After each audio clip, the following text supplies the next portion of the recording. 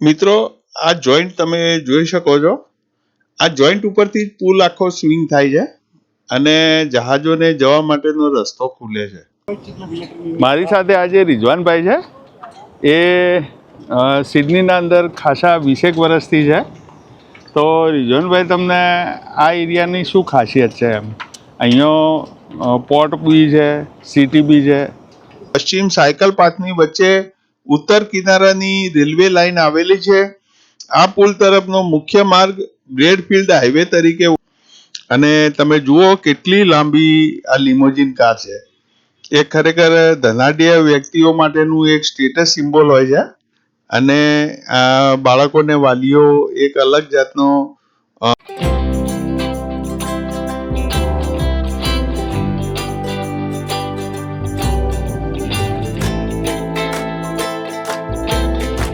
મિત્રો, આજે નવા દિવસમાં નવા વિડીયોમાં તમારું સ્વાગત છે. આજે ઓસ્ટ્રેલિયાના મિત્રો જોડે સિડની સીબીડી આવ્યા છે. સીબીડી એટલે કે મેઇન ટાઉન. મેઇન ટાઉનમાં જે એટ્રેક્શન જોવાના છીએ ત્યાં તમને લઈ જઈશ.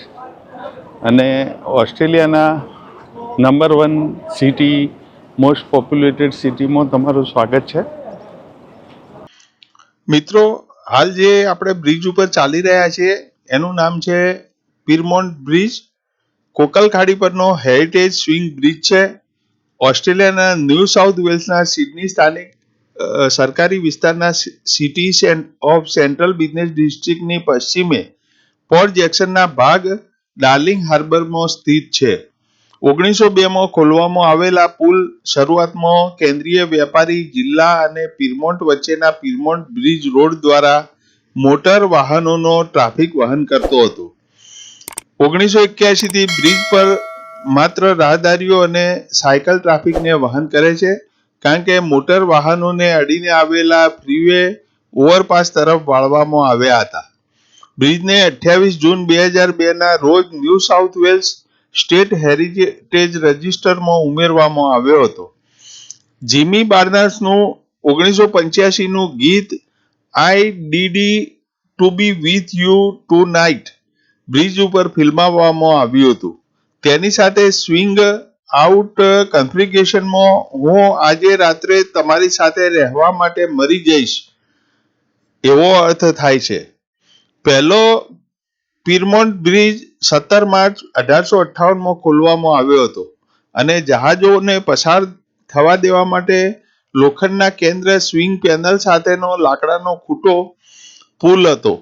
પ્રથમ 2 અઠવાડિયામાં 20,000 રાહદારીઓ 1 પૈસો ટોલ ચૂકવ્યો હતો અને તેને 932 ગાડીઓ અને ડ્રાય 43, ગિગ 17 ગાડીઓ અને 125 ઘોડા અને સવાર દ્વારા પણ પાર કરવામાં આવ્યું હતું. જ્યારે NSW સરકારે 1884માં પીરમોન્ટ બ્રિજ કંપની પાસેથી £52,500 બ્રિજને ખરીદ્યો ત્યારે તેમણે ટોલને નાબૂદ કર્યો. મિત્રો, આ જોઈન્ટ તમે જોઈ શકો છો.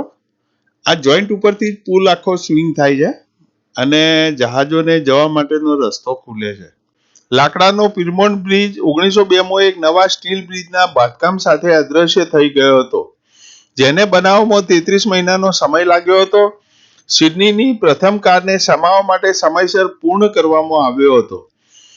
1891માં જૂના સ્ટ્રક્ચરની દક્ષિણ બાજુએ નવા બ્રિજ માટે સ્પર્ધાત્મક ડિઝાઇન મંગાવવામાં આવી હતી, પરંતુ આર્થિક મંદીના કારણે 1894 સુધી આગળ કોઈ કાર્યવાહી કરવામાં આવી ન હતી. જ્યારે લોબી તપાસ અને લગભગ 26 યોજનાઓની વિચારણા બાદ સંસદીય સ્થાયી સમિતિએ 46 ફૂટ અને 15 ફૂટની સ્ટીલ વિંગ સ્પાનની ડિઝાઇનને મંજૂર કરવાનો નિર્ણય લીધો હતો. Department of public workers PWD દ્વારા સબમિટ કરાયેલ 2 70 ફૂટ સાફ માર્ગો મંજૂર કરાયા હતા.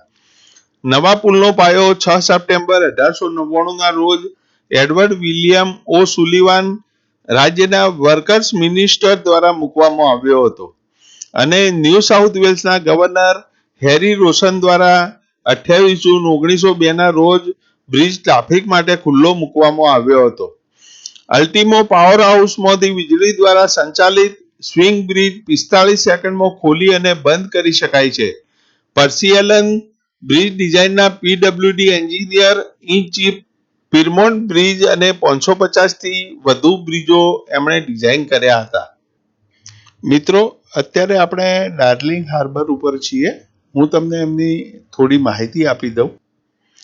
ડાર્લિંગ હાર્બર એ સિડની, ન્યૂ સાઉથ વેલ્સ, ઓસ્ટ્રેલિયાના શહેરના કેન્દ્રને અડીને આવેલ બંદર છે, જે સિડની સેન્ટ્રલ બિઝનેસ ડિસ્ટ્રિક્ટની પશ્ચિમ બહાર આવેલા વિશાળ મનોરંજન અને રાહદારી વિસ્તારથી બનેલું છે.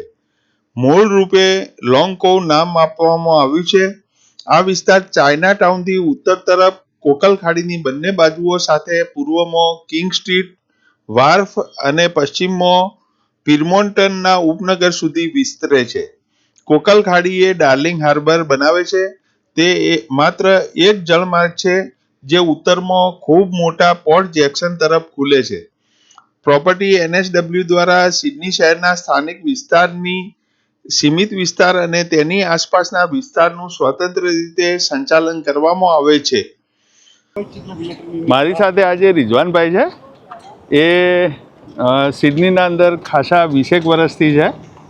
તો રિઝવાનભાઈ, તમને આ એરિયાની શું ખાસિયત છે? એમ અહીંયા પોર્ટ બી છે, સિટી બી છે, શું કહેવા માંગો છો? એકચ્યુઅલી સિડનીનો મેન ટુરિસ્ટ પાર્ટ છે, પાર્ટ ઓફ સિડની શું કહેવાય CBDનો, અને મેન ટુરિસ્ટ એટ્રેક્શન છે, વન ઓફ ધ. અને અહીંયા એકચ્યુઅલી શું કહેવાય એક્વેરિયમ, સી લાઈફ અને એ બધું અહીંયા નીચે આવેલું છે. ઓકે. અને ખાસ મીન્સ હોટલો અને રેસ્ટોરન્ટ્સ જસ્ટ ફૂડ માટેનું છે, ફૂડ હબ છે એકચ્યુઅલી. અને એક આઈમેક્સ કરીને થિયેટર બી છે અહીંયા. સો વન ઓફ ધ CBDનો મેન ટુરિસ્ટ એટ્રેક્શન છે ઓફ સિડની. ઓકે મિત્રો, અત્યારે આપણે સિડની CBD ઉપર છીએ, તો હું તમને એના વિશે થોડી માહિતી આપી દઉં. સિડની સેન્ટ્રલ બિઝનેસ ડિસ્ટ્રિક્ટ એ સિડનીનું ઐતિહાસિક અને મુખ્ય વ્યાપારી કેન્દ્ર છે. CBD એ સિડનીનું સિટી સેન્ટર અથવા સિડની સિટી છે. બોલચાલની ભાષામાં CBD અથવા સિટી સેન્ટરને ઘણીવાર ફક્ત ટાઉન અથવા ધ સિટી તરીકે ઓળખવામાં આવે છે. સિડની CBD ઓસ્ટ્રેલિયાનું મુખ્ય નાણાકીય અને આર્થિક કેન્દ્ર છે, તેમજ એશિયા પેસિફિક ક્ષેત્ર માટે આર્થિક પ્રવૃત્તિનું અગ્રણી કેન્દ્ર છે. CBDમાં 40% વ્યવસાયો ફાઇનાન્સ એન્ડ ફાઇનાન્શિયલ સર્વિસીસ અથવા પ્રોફેશનલ એન્ડ બિઝનેસ સર્વિસીસના શ્રેણીમાં આવે છે. 2024ના ઓક્સફર્ડના ગ્લોબલ સિટીઝ ઇન્ડેક્સમાં તેને હ્યુમન કેપિટલ કેટેગરીમાં ટોચના 10 શહેરોમાં સ્થાન મળ્યું છે. સિડનીના કુલ કર્મચારીઓના આશરે 15% CBDમાં કાર્યરત છે. 2012માં શહેરમાં કાર્યરત કામદારોની સંખ્યા 2,26,972 હતી. ઉદ્યોગના મિશ્રણ અને સંબંધિત વ્યવસાયિક વેતન સ્તરનો અંદાજ એવો છે કે શહેરમાં 2015-16માં GDP આશરે $118 બિલિયન હતી. સાંસ્કૃતિક રીતે શહેરનું કેન્દ્ર એ નાઇટ લાઈફ અને મનોરંજન માટે સિડનીનું કેન્દ્ર બિંદુ છે, અને તે શહેરની કેટલીક સાંસ્કૃતિક રીતે નોંધપાત્ર ઇમારતોનું પણ ઘર છે.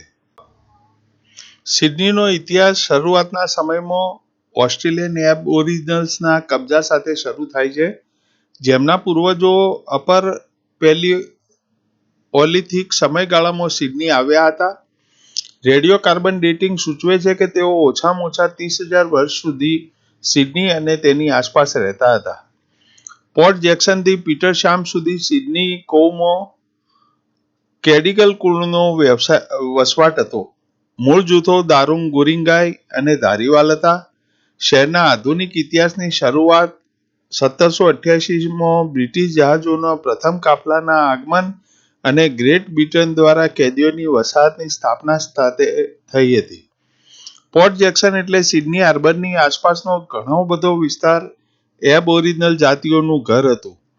ઇયોરા લોકો એ સિડની જિલ્લાના દરિયાકાંઠાના એબઓરિજિનલ લોકો છે. ઇયોરા નામનો સીધો અર્થ અહીં અથવા આ સ્થાનથી થાય છે, અને સ્થાનિક એબઓરિજિનલ લોકો દ્વારા બ્રિટિશ લોકો જ્યાં આવ્યા હતા તેનું વર્ણન કરવા માટે તેનો ઉપયોગ કરવામાં આવ્યો હતો.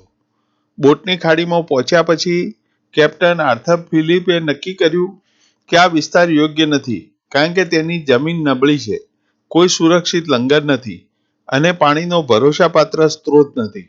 આમ કાફલો વધુ યોગ્ય પોર્ટ જેક્સન તરફ ગયો, જ્યાં 26 જાન્યુઆરી 1788ના રોજ સિડની કોવ ખાતે વસાહતની સ્થાપના કરવામાં આવી હતી. આ તારીખ પાછળથી ઓસ્ટ્રેલિયાની બની ગયો રાષ્ટ્રીય દિવસ ઓસ્ટ્રેલિયા દિવસ. 7 ફેબ્રુઆરી 1788ના રોજ સિડની ખાતે ગવર્નર ફિલિપ દ્વારા વસાહતની ઔપચારિક ઘોષણા કરવામાં આવી હતી. સિડની કોવે તાજા પાણીનો પુરવઠો અને પોર્ટ જેક્સનને સલામત બંદરની ઓફર કરી, જેને ફિલિપે ઓળખાવ્યું અપવાદ વિના વિશ્વનું શ્રેષ્ઠ બંદર. ઓસ્ટ્રેલિયાના સૌથી જૂની કાયદાકીય સંસ્થા New South Wales legislative council 1825માં સિડનીમાં ન્યૂ સાઉથ વેલ્સના ગવર્નરને સલાહ આપવા માટે નિયુક્ત સંસ્થા તરીકે બનાવવામાં આવી હતી. મેકવરી સ્ટ્રીટની રમ હોસ્પિટલની ઉત્તરીય બ્લોકની 1829માં પ્રથમ સંસદ ભવનમાં સમાવવા માટે રૂપાંતરિત કરવામાં આવી હતી, કારણ કે તે સમયે સિડનીમાં ઉપલબ્ધ એ સૌથી મોટી ઇમારત હતી. 1840માં સિડની સિટી કાઉન્સિલની સ્થાપના કરવામાં આવી હતી. ઓસ્ટ્રેલિયાની પ્રથમ સંસદીય ચૂંટણી 1843માં ન્યૂ સાઉથ વેલ લેજિસ્લેટિવ કાઉન્સિલ માટે હાથ ધરવામાં આવી હતી. મિત્રો, ડાર્લિંગ હાર્બર જોયા પછી આપણે ગાડી લઈ અને અહીંથી નીકળીએ છીએ સિડની હાર્બર બ્રિજ તરફ. ત્યાં સિડની હાર્બર બ્રિજ અને ઓપેરા હાઉસ બંને આવેલા છે. તમે જોઈ શકો છો આ બ્રિજ ઉપર આપણે આવી ગયા છીએ. હું તમને એની થોડી માહિતી આપી દઉં. સિડની હાર્બર બ્રિજ એ સિડની, ન્યૂ સાઉથ વેલ્સ, ઓસ્ટ્રેલિયામાં એક સ્ટીલ થ્રુ કમાન બ્રિજ છે, જે સેન્ટ્રલ બિઝનેસ ડિસ્ટ્રિક્ટ CBDથી નોર્થ શોર સુધી સિડની હાર્બર સુધી આવેલો છે.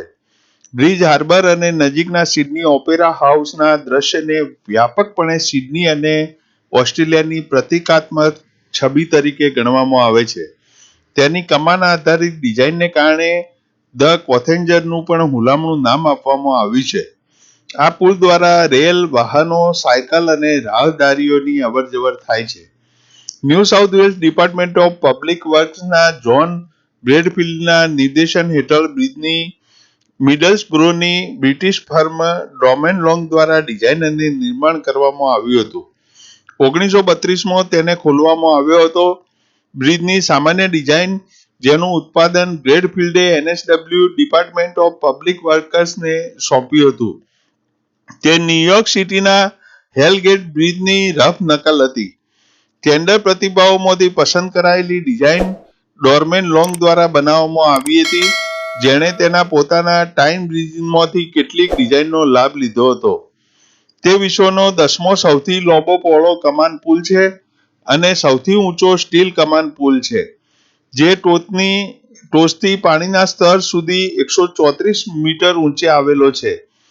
2012માં વાનકુવરમાં નવા પોર્ટમાન બ્રિજનું બાંધકામ પૂર્ણ થયું ત્યાં સુધી તે 48.8 મીટર પહોળો વિશ્વનો સૌથી પહોળો લાંબો બ્રિજ પણ હતો. પુલનો દક્ષિણ છેડો ધ રોક્સ વિસ્તારમાં ડેવસ પોઇન્ટ અને ઉત્તરીય છેડો નીચેના કિનારા ઉપર મિલ્સન પોઇન્ટ ઉપર સ્થિત છે. મુખ્ય માર્ગ દ્વારા રોડ ટ્રાફિકની 6 મૂળ લેન છે. ઉપરાંત તેની પૂર્વ બાજુએ રોડ ટ્રાફિકની વધારાની બે લેન આવેલી છે, જે લેનનો ઉપયોગ કરીને અગાઉ ટ્રામ ટ્રેક હતી. રોડ ટ્રાફિકને અડીને પદયાત્રીઓના ઉપયોગ માટે આ માર્ગ પુલની પૂર્વ બાજુથી ચાલે છે, જ્યારે સાયકલના ઉપયોગ માટે માર્ગ પશ્ચિમ બાજુથી ચાલે છે. મુખ્ય માર્ગ અને પશ્ચિમ સાયકલ પાથની વચ્ચે ઉત્તર કિનારાની રેલવે લાઇન આવેલી છે. આ પુલ તરફનો મુખ્ય માર્ગ બ્રેડફિલ્ડ હાઈવે તરીકે ઓળખાય છે અને તે લગભગ 2.4 કિલોમીટર લાંબો છે, જે ઓસ્ટ્રેલિયાના સૌથી ટૂંકા હાઈવેમાંનો એક બનાવે છે.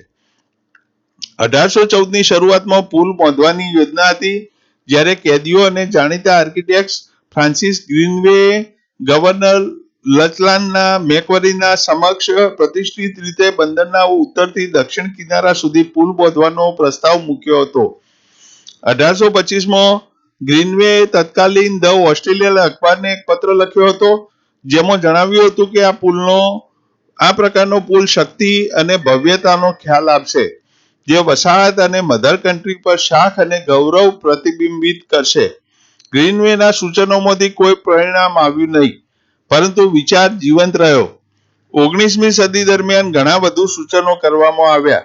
1840માં નૌકાદળના આર્કિટેક્ટ રોબર્ટ બ્રિન્ડલીએ દરખાસ્ત કરી કે તરતો પુલ બનાવવામાં આવે. એન્જિનિયર પીટર હેન્ડર્સને 1857ની આસપાસ બંદર પરના પુલના સૌથી પહેલા જાણીતા ચિત્રોમાંનું એક બનાવ્યું હતું, જે 1879માં ટ્રસ્ટ બ્રિજ માટેનું સૂચન કરવામાં આવ્યું હતું. 1980માં 8,50,000 પાઉન્ડના અંદાજિત ઊંચા સ્તરના પુલની દરખાસ્ત કરવામાં આવી હતી. 1900માં લીન સરકારે નવું સેન્ટ્રલ રેલવે સ્ટેશન બનાવવા માટે પ્રતિબદ્ધતા દાખવી અને હાર્બર બ્રિજની ડિઝાઇન અને બાંધકામ માટે વિશ્વવ્યાપી સ્પર્ધાનું આયોજન કર્યું, જેની દેખરેખ જાહેર બાંધકામ મંત્રી એડવર્ડ વિલિયમ ઓ સુલિવાન દ્વારા કરવામાં આવી.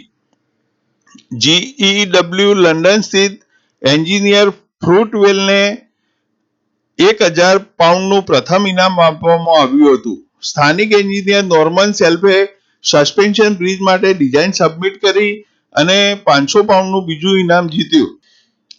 આ બ્રિજ ખરેખર ઓસ્ટ્રેલિયાની શાન છે. સામે તમે ઓપેરા હાઉસ જોઈ શકો છો. એ ઓપેરા હાઉસની તમને થોડી માહિતી આપી દઉં. સિડની ઓપેરા હાઉસ એ સિડની, ન્યૂ સાઉથ વેલ્સ, ઓસ્ટ્રેલિયામાં એક મલ્ટી પરફોર્મિંગ આર્ટ સેન્ટર છે, જે સિડની હાર્બરના કિનારે સ્થિત છે. તે વિશ્વની સૌથી પ્રખ્યાત અને વિશિષ્ટ ઇમારતોમાંની એક અને 20મી સદીના સ્થાપત્યની શ્રેષ્ઠ કૃતિ તરીકે પણ વ્યાપકપણે ગણવામાં આવે છે. ડેનિશ આર્કિટેક્ટ જોન યુડઝોન દ્વારા ડિઝાઇન કરાયેલ પીટર હોલની આગેવાની હેઠળની ઓસ્ટ્રેલિયન આર્કિટેક્ચરલ ટીમ દ્વારા પૂર્ણ થયેલ આ ઇમારતને 20મી ઓક્ટોબર 1973ના રોજ રાણી એલિઝાબેથ બીજા દ્વારા ઔપચારિક રીતે ખોલવામાં આવી હતી.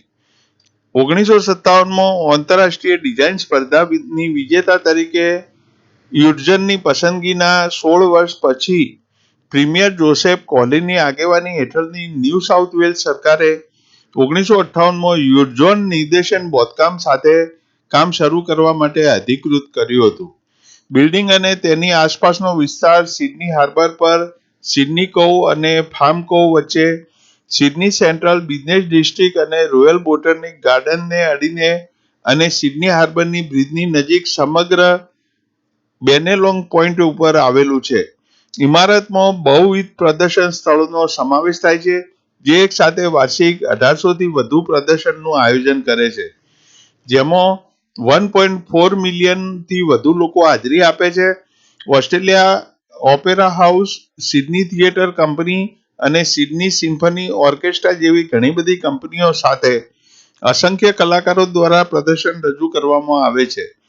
ઓસ્ટ્રેલિયામાં સૌથી વધુ લોકપ્રિય મુલાકાતીઓના આકર્ષણોમાંનું એક આ સ્થળ વાર્ષિક 10 લાખથી વધુ લોકો મુલાકાત લે છે અને અંદાજે 3,50,000 મુલાકાતીઓ દર વર્ષે બિલ્ડિંગની ગાઇડેડ ટૂર પણ કરે છે. બિલ્ડિંગનું સંચાલન સિડની ઓપેરા હાઉસ ટ્રસ્ટ દ્વારા કરવામાં આવે છે, જે ન્યૂ સાઉથ વેલ્સ રાજ્ય સરકારની એજન્સી છે. 2007માં સિડની ઓપેરા હાઉસ યુનેસ્કોની વર્લ્ડ હેરિટેજ સાઇટ બન્યું. મિત્રો, હવે આપણે રોયલ બોટનિક ગાર્ડન જઈ રહ્યા છે, જે તમે સામે જોઈ રહ્યા છો.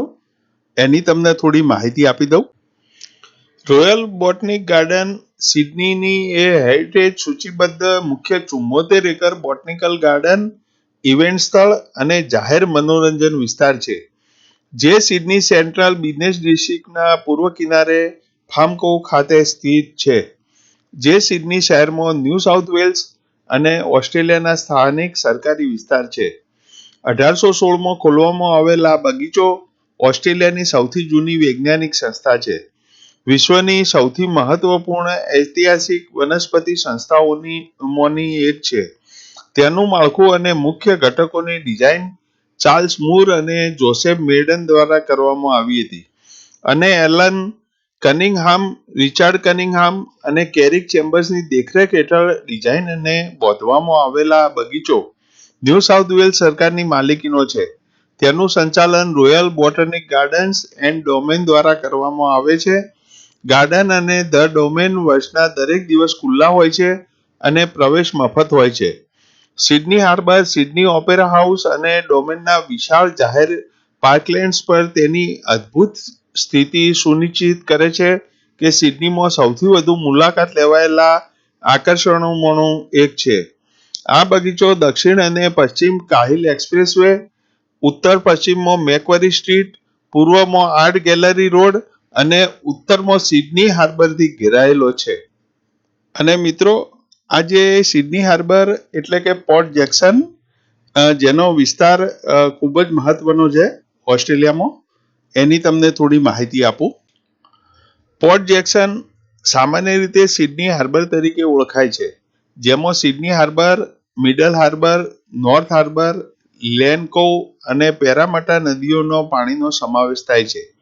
તે સિડની, ન્યૂ સાઉથ વેલ્સ, ઓસ્ટ્રેલિયાનું રિયા અથવા કુદરતી બંદર છે. બંદર એ તાસ્માન સમુદ્ર એટલે દક્ષિણ પેસિફિક મહાસાગરનો મોટા ભાગનું ઇનલેટ છે. તે સિડની ઓપેરા હાઉસ અને સિડની હાર્બર બ્રિજનું સ્થાન છે. ઓસ્ટ્રેલિયાની મુખ્ય ભૂમિ પર પ્રથમ યુરોપિયન વસાહત અને વસાહતનું સ્થાન પોર્ટ જેક્સન સિડનીના ઇતિહાસ અને વિકાસમાં મુખ્ય ભૂમિકા ભજવવાનું ચાલુ રાખ્યું છે. વસાહતના શરૂઆતના દિવસોમાં પોર્ટ જેક્સનનો ઉપયોગ સિડની અને તેના વાતાવરણ માટે પણ થતો હતો. અહીં ઘણા મનોરંજક કાર્યક્રમો બંદર ઉપર અથવા તેની આસપાસ થતા હોય છે. ખાસ કરીને સિડનીની નવા વર્ષની પૂર્વ સંધ્યાની ઉજવણી બંદર સિડનીથી હોબાર્ટ યાટ રેસનો સ્ટાર્ટ પોઈન્ટ પર છે. પોર્ટ જેક્સનના જળમાર્ગોનું સંચાલન ટ્રાન્સપોર્ટ ફોર NSW દ્વારા કરવામાં આવે છે. મિત્રો, ખૂબ જ ઐતિહાસિક માહિતીથી તમે કંટાળ્યા હશો. હવે તમને એક ખૂબ જ સુંદર બીચ ઉપર ફરવા લઈ જાઉં છું. આ બીચ તમે સામે જોઈ રહ્યા છો એ ઓસ્ટ્રેલિયાનો સૌથી ફેમસ અને સૌથી બેસ્ટ બીચ બોન્ડાઈ બીચ છે. એ બોન્ડાઈ બીચ ઉપર અમે મિત્રો સાથે એકદમ સાંજના એકદમ ઠંડા અને નયનરમ્ય વાતાવરણ વચ્ચે આવી ગયા છે. તમે જોઈ શકો છો વાદળા કેટલા મનમોહક હોય છે અને ખૂબ જ સુંદર વાતાવરણ વચ્ચે આ બોન્ડાઈ બીચની સાંજ એ ખરેખર આનંદદાયક હોય છે. મિત્રો, સામે તમે જોઈ રહ્યા છો બ્લેક કલરની ગાડી, એ લિમોઝિન કાર છે. ખૂબ જ મોટી લિમોઝિન કાર છે અને આજે અમુક બાળકો અને એના વાલીઓ આ લિમોઝિન કારના અંદર બોન્ડાઈ બીચનો પ્રવાસ કરવા આવ્યા છે. ખરેખર ખૂબ જ જબરજસ્ત એટીટ્યુડ અને મનમોહક દ્રશ્ય જોવા મળી રહ્યું છે. આ વાલીઓ પણ ઉતરી રહ્યા છે ગાડીમાંથી અને તમે જુઓ કેટલી લાંબી આ લિમોઝિન કાર છે. એ ખરેખર ધનાઢ્ય વ્યક્તિઓ માટેનું એક સ્ટેટસ સિમ્બોલ હોય છે અને બાળકોને વાલીઓ એક અલગ જાતનો પ્રાઇડ અનુભવતા હોય છે આવી ગાડીના અંદર મુસાફરી કરીને.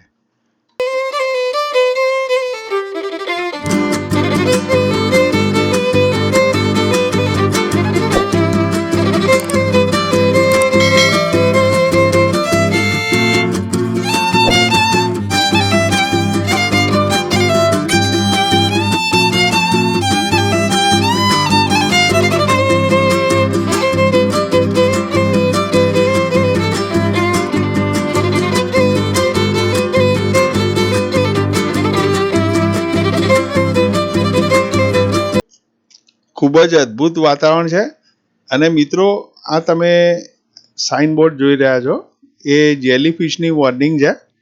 અમે આજે દરિયા કિનારે ખૂબ બધી જેલીફિશ જોઈ અને કોસ્ટગાર્ડ પણ અહીંયા હોય છે સેફ્ટી ગાર્ડ માટે. અને મિત્રો, આજનો વિડીયો ઘણો લાંબો થઈ ગયો છે માટે વિડીયોને અહીંયા વિરામ આપીએ છીએ.